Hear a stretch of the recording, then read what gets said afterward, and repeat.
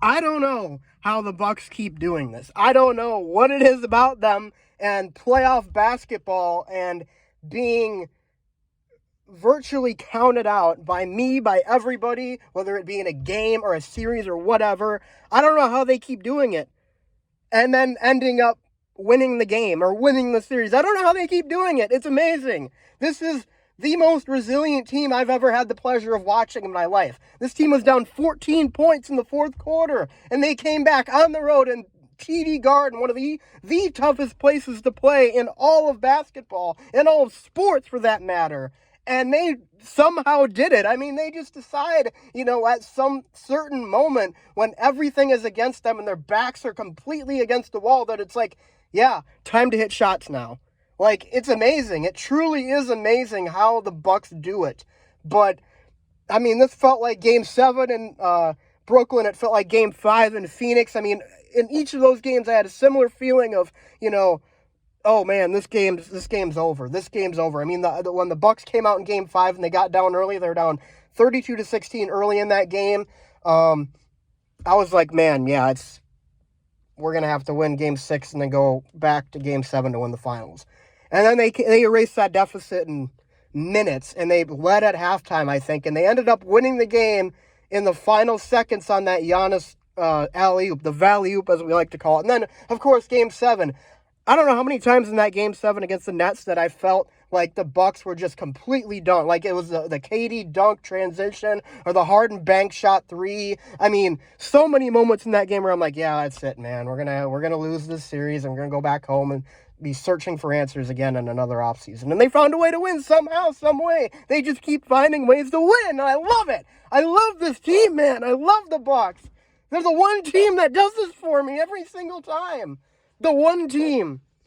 The Packers never do it. The Brewers never do it. The Badgers never do it. But this Bucks team, ever since we got Drew Holiday, maybe it's Drew Holiday, man. Drew Holiday, bit of a tough night shooting again. But let me tell you, he hit the big ones. And he made the big defensive plays. I love it. I love him. I love Drew Holiday on this Bucks team. Sometimes he can be the most frustrating player ever, but when you're in a game like that, you know he's going to be there for us. You know it. And he was. He had the block shot on Smart and then the strip of Smart at midcourt to win the game. I mean, that's the real defensive player of the year right there.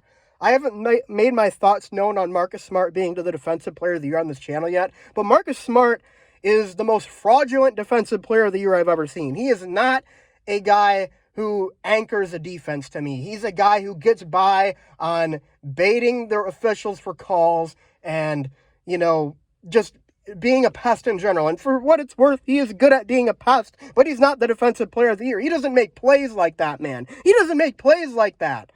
Drew Holiday makes the plays when the game is on the line. I can't tell you how many times he's gotten a clutch steal or a clutch block or blocked someone up on a final possession. He just does it all the time, especially in the playoffs. And that's why we got him here, because he can do that shit. He's a champion, man. He is an NBA champion, and he has that champion mindset.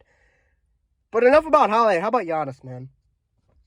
The team shot like shit the entire night except for him. He carried this team as far as he possibly could, and they eked out the win. Eked out. And, thank God for Drew Holiday too, of course. And how about thank God to Bobby Portis, man? I got the underdog shirt on tonight. Thank God for Bobby Portis being there to rebound that ball and put it back in with 11 seconds left to give us the lead. How about that, man? That is the underdog mentality. That is Bobby Portis at his finest. Didn't have the best game, but he was there for the big rebound and the big putback. I love it. I love this team, man. I love this team. I love it. The only team I root for that consistently comes up huge in these big games like this. I can always count on the Packers shitting the bed in the playoffs. I can always count on the Badgers not getting, as far as I want them to go, whether it be the football team or the basketball team. I guess I could say the same for the Brewers too, except for 2018. I can always count on them to screw it up when it matters. But this Bucks team, they're different. They are always there to finish the job. And when they have everything stacked against them, that is when they are at their absolute best. that is when they are at their absolute best. And let me tell you, when they are just it's like they just change into a different team in terms of shot making, in terms of defensive intensity. I mean, they just know when it's time. And when we were down 14, it was time. And man. And Giannis had the cut above his eye, too. Like a visible, like open wound. He's probably going to need stitches for that, honestly. Like just bleeding down his face. And he hit for all the shit talk from Stan Van Gundy about Giannis can't hit threes. And for what it's worth, he's been kind of right so far in the playoffs because Giannis has been shit from three. But he made the biggest one to cut the deficit to three, man. He made the biggest one. And Drew Holiday did too right after that to tie the game. And let me tell you, I just can't wait to go home and rewatch this game because this game, especially that fourth quarter, it's on the level of Game 7 Boston, Game 5 Phoenix, Game 6 in Milwaukee to win the finals. It's on that level. So, yeah. Wow. This is why I love basketball. Just nonstop entertainment like that.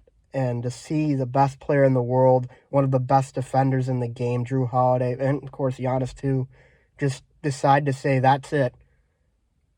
We're going to win this game. I mean, it's a thing of beauty. I love it. And I'll never get tired of seeing it. And hopefully we can get Chris Middleton back for Game 6. If that happens, then I'm feeling real good about Game 6. I already am feeling pretty good about Game 6 because that game was a demoralizing loss for Boston, I have to think. And then they have to go back on the road again and beat us in our house again. I mean, I can't wait for Friday. Bucks and 6, baby. I'll see you guys after that game.